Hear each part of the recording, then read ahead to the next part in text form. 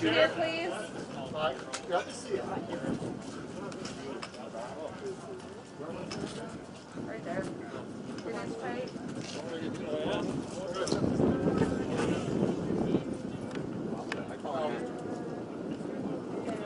Strony will call you if you have to call. Yeah. He'll do it just to do it. He does that. Let's see if you guys have that. Yeah. She's doing great.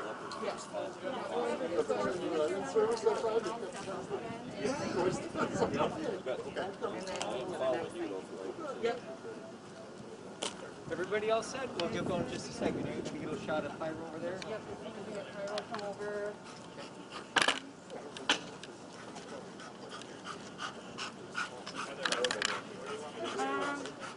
Why did you come right up here? Oh, I don't have you to stand over.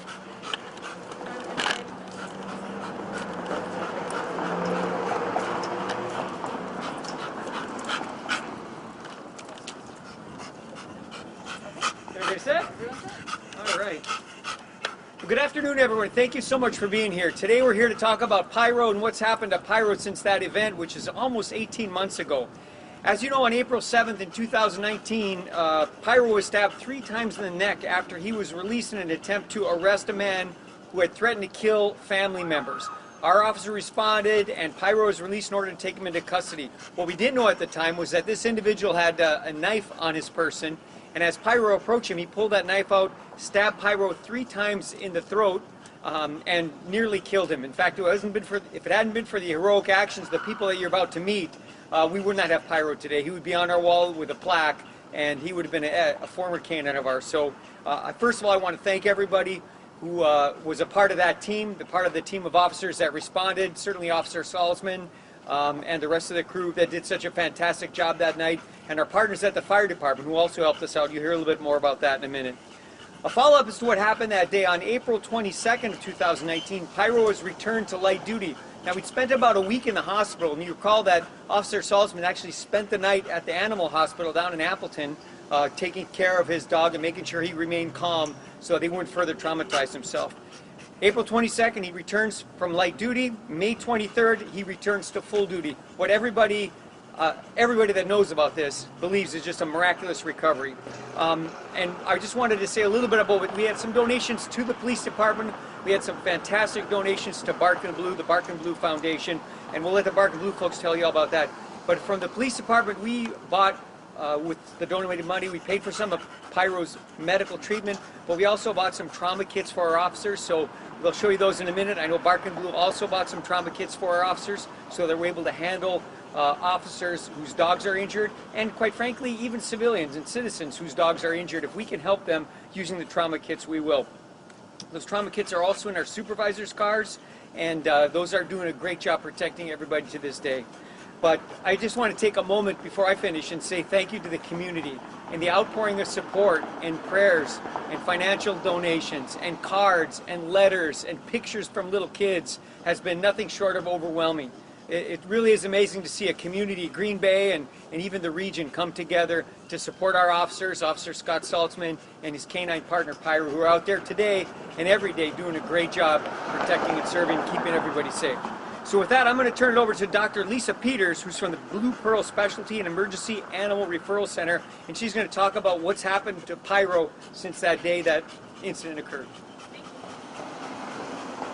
Thank you, everybody. So Pyro has been doing really well since that incident. He's been coming down to our facility in Appleton and doing some canine rehabilitation with our canine rehabilitation specialist, Dr. Kendra Carlson, since that time. We did in December perform a small procedure to look at the back of his throat and see how he was doing. He did suffer some permanent injury to the left side of his neck, so the left side of his neck is paralyzed just in the area that is the opening to his airway. So with that, it was recommended that he continue some physical therapy and rehabilitation to continue to strengthen his core and keep him strong in his working. So Officer Salzman has been doing that since that time, and he does know that he's kind of at 50% capacity with his breathing, and so he watches him really closely when he works, but he's back to working obviously full time, and so he's doing really great with that. So and he can certainly speak to more of that.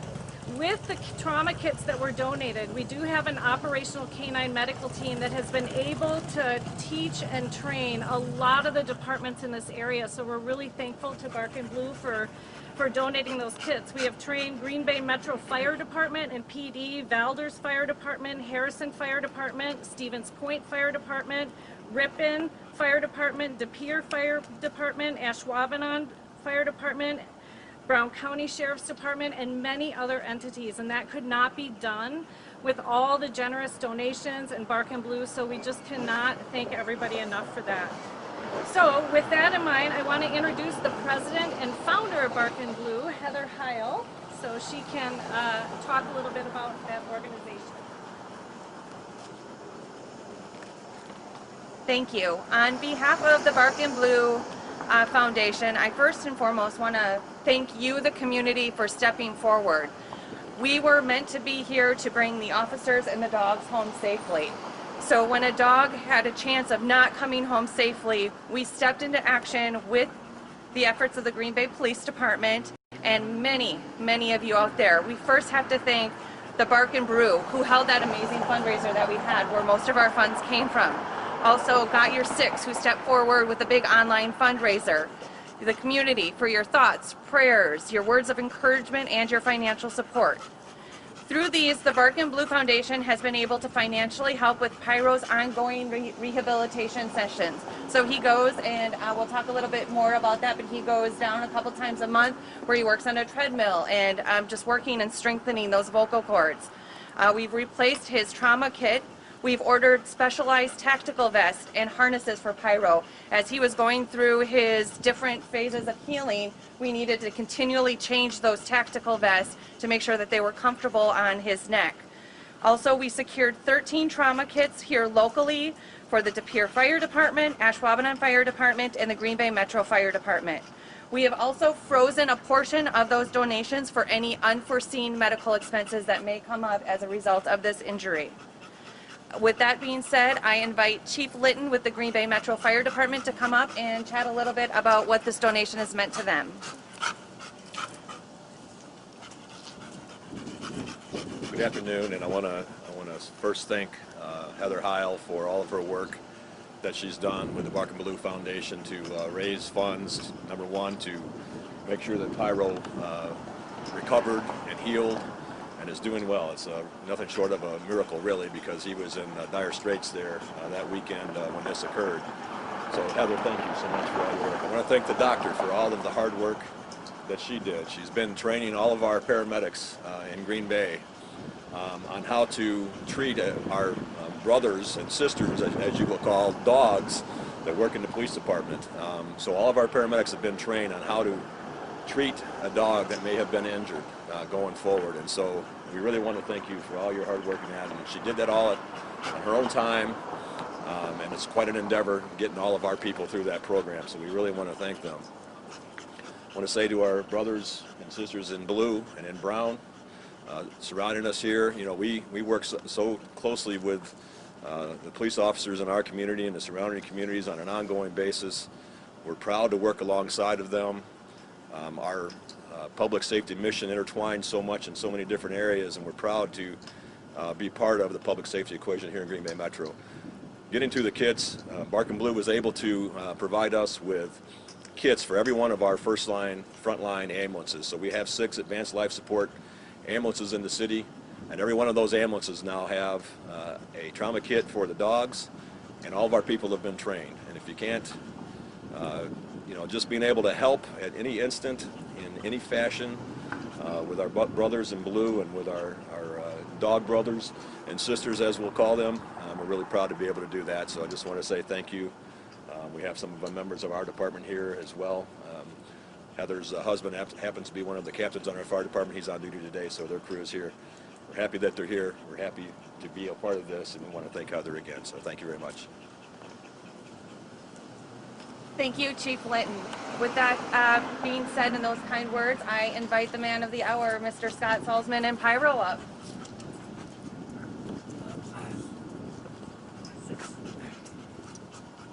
Hello. I've done this a few times before, and I've always said it's never easy for me. I never got into this job for any kind of spotlight or being in front of cameras and talking, so it's always unnerving and uncomfortable for me to be up here. But it's been a tough year, not only with the things that happened with Pyro and the traumatic injuries that he sustained, but really in general. We look at the last 18 months here, and this nation's we're in some tough times. So, you know, first and foremost, I just wanted to come out and again say thank you for the support from everybody. It starts with the Green Bay Police Department, really, for stepping up and affording me the opportunity to be able to take Pyro off the road and head down to Appleton and do the physical therapy that we need. Without the support of the chief and the Green Bay Police Department, that wouldn't happen, and Pyro wouldn't be where he is today. In addition to that, the unspoken heroes in a lot of this is the patrol themselves. When I'm not on the road and I'm down there training with Pyro or doing physical therapy, they're the ones stepping up, taking the calls for me that I should be taking. So for anyone watching there, thank you very much for doing that. To get into the event and everything, I've talked before, and I can never say the support from the community has been nothing short of amazing. Even today, everyone asks, is that Pyro, is that Pyro? And the guys behind me kind of joke and laugh a little bit because every dog is Pyro in Green Bay, you know. So as hard as it is for them to kind of say, hey, no, this is Canine Drago or Canine Rocco or whoever, you know, it's still prevalent in this community, and that means a lot to me. I really want to thank the Bark and Blue. Without them, I don't think we'd be where we are today, to be honest with you. My first Bark and Blue event with Heather and the board of directors, we ended up asking for a medical kit. I started with Pyro, and I saw that I didn't have exactly everything that I think I needed. And I said this yesterday, never in a million years did I think I'd actually have to use a medical kit to save my dog, but that's what we asked for, in the Bark and Blue in the community. You guys, hands down, made it happen just like that. And not less than a year later, we were actually diving into the trunk, diving into that medical kit, using the supplies in there to help save Pyro's life. It's always hard to talk about, but I can never say thank you enough to the Bark and Blue and especially the community here. A special thanks to Dr. Lisa and her team, the Green Bay Animal Referral Center, the Fox Valley Animal Referral Center. Without them, they played instrumental in the saving of Pyro's life. I mean, to get him to the Green Bay Animal Referral Center in the condition that he was in and have them work tirelessly to stabilize him, and then have a medical transport down to Appleton that was probably the longest 40 minutes of my life in the back of that ambulance with them working the dog and making sure Pyro was good, and then to get to Fox Valley and have everything set, and we just started rolling, and Dr. Lisa and her team worked flawlessly, and without them we again would not be here today. So an incredible thanks to them. I can never say thank you enough. We'll be forever in debt to everyone involved. Some of the things that came out of this, I really want to thank the Chief Linton and the Green Bay Fire Department, because I would say a day or two after this event with Pyro, it got into works of getting a policy in place by the fire department to actually transport operational canines. And it was no questions asked. It wasn't a hesitation by the chief. They just knew that this was the thing that they needed to do to help support the community and the Green Bay Police Department and the Green Bay community. And without hesitation, I think it took less than a week for them to have a policy and procedure in place to say, hey, if and when this ever happens again, we're going to transport, we're going to treat, and we're going to do everything we can for our working dogs, because they're a member of our family as well. So I can never say thank you enough to Chief Linton and the Green Bay Fire Department. In addition to that, they went above and beyond, and they actually started training in these kits and using the training that they have on humans and related to the dog world. You know, a lot of them probably didn't know a whole lot about treating dogs per se, but they know a lot about treating humans, and I've come to find out that a lot of it is actually kind of similar. So it took like wildfire for them, and they took off, and it wasn't real long for them to know exactly what they need to do to help us and hopefully prevent another operational canine death in the state of Wisconsin. I also want to thank the guys standing behind me, the Green Bay Police Department Canine Unit, the Ashwaubenon Police Department Canine Unit, Brown County Canine Unit, Door County Canine Unit, De Pere Canine Unit. Without all those guys and the love and support that they gave me, I don't know that I would have been strong enough to be able to handle the weight that was on not only my shoulders but their shoulders as well. It hurt. It hit us, and it hit us hard, and me especially. And for everyone to be there for me to lean on and be behind me, and then to be here for the last year helping me bring Pyro along and just getting him back to where we are today. It's, again, nothing short of amazing, and I truly thank you all for that. In addition to that, I'd like to thank, I'd like to thank Jeremy Van Beek. He stepped up in a huge way this year and put himself out there to become our head trainer. And he kind of knows the history behind that with Pyro and all that. And for him to step up and really kind of take our unit and Pyro under his wings and really get us to that advancement stage, I can never say thank you enough for that. And then, like I said, if I haven't already, it's the community. It's you guys. Without the love and support that you guys provided us daily, weekly, monthly, I mean, we're a year and a half almost past, and it's still, the love and support from you guys it's humbling. It truly is. I can never say thank you enough, and without you guys and without these people here, like Chief said, I don't think we'd be standing here today having a happy press conference. We'd be here today with a somber, another name on the wall that we never want to have. So I can't say thank you enough. Your love and support means a lot. It's heard. It's heard by all of us here.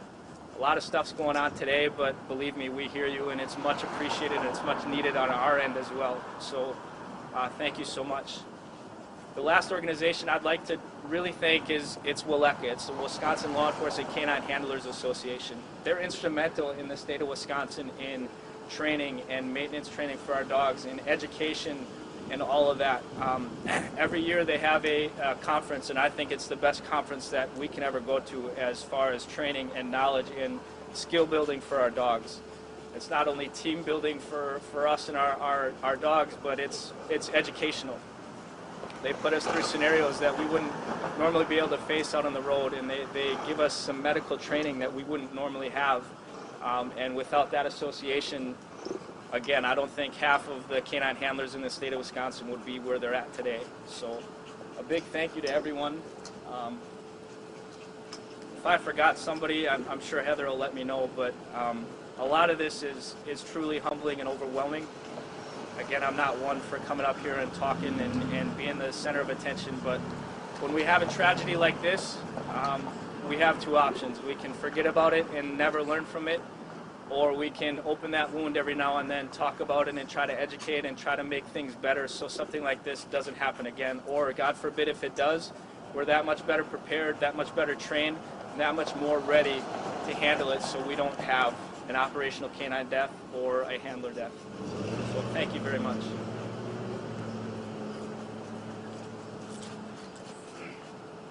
Okay. Yeah. So a big reason that we called this conference today, in the effort to say thank you, I didn't know how I could, and I didn't know that I ever would be able to, but with all the love and support that you guys gave us, and when I say you guys, I mean the community, all the outpouring and support and monetary donations. I went to Heather and said, how do I say thank you? How do I put into words or anything how much this has meant to me? And I've kind of decided that there are no words for it. Pyro and I kind of wanted to pay it forward in a way, is with all your help, love, support, and appreciation, we wanted to come up with something that maybe could help educate and further train all canine handlers in the state of Wisconsin. So I kind of went to Heather with a large request and said, hey, can you help me give a donation to the Wisconsin Law Enforcement Canine Handlers Association? And with the tremendous help of the Bark and Blue and the support of the community, we're able to do that today. It's my understanding, and hopefully Dr. Lisa can talk about this a little further, but it's my understanding that this is state-of-the-art. This is something that's not in the civilian world and really not afforded to operational canines in the law enforcement world. What I wanted to do was better prepare people for medical emergencies or traumas that happen to their canines. And with the help of the Bark and Blue, we were able to donate to the Wisconsin Law Enforcement Canine Handlers Association, also known as WLECA, Valor.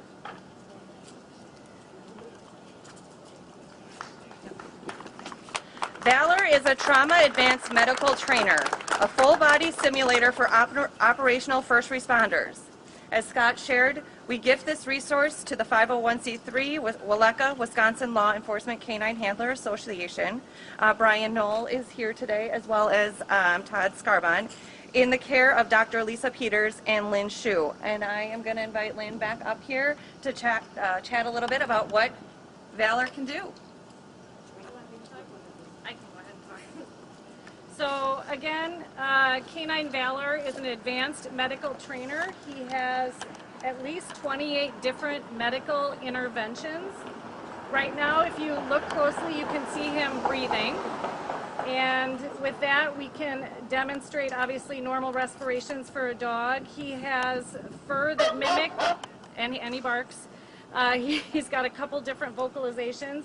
Lynn, do you want to pull up the needle? So we can demonstrate how to remove air from a chest, for example, if he was shot or stabbed. These are all interventions that can be done within the field. We can show them how to bandage. We can show trainees how to perform CPR. He has wounds, so we can show them how to pack a wound. He does have fake blood, and he does hemorrhage actively. We're not going to demonstrate that today, but he does do that. He has legs that we can remove, so we can show how to deal with a traumatic injury in the field. We can demonstrate how to suture a hurt paw.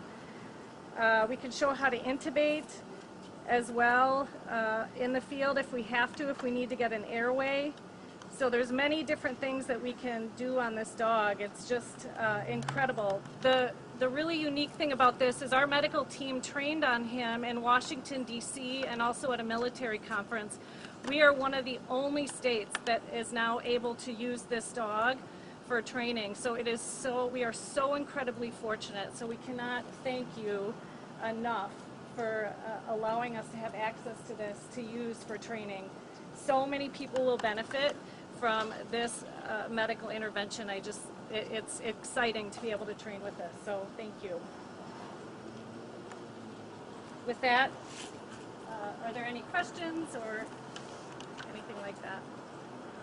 Otherwise, Yep. We would also open it up at this time if you have any specific questions for any one of us to go in and ask.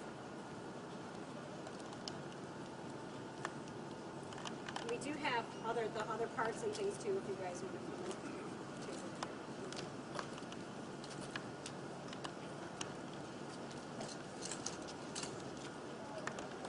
Okay, Heather?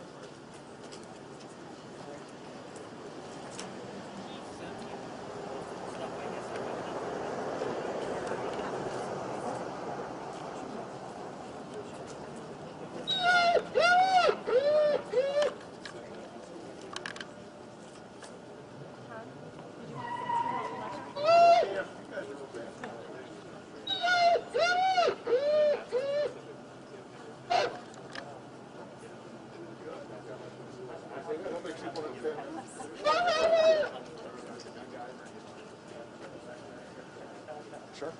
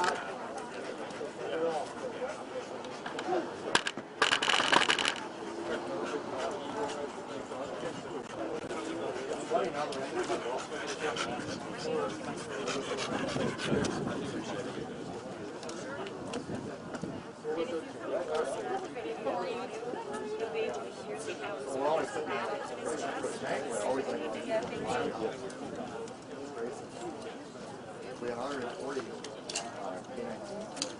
140? 156. Capped at 150. Right. He's like very interactive. How much is this? It's $60,000. So right there just shows you how fortunate Very fortunate, and it is state-of-the-art technology, as much as medical, but Industrial Light and Magic had a hand in creating it.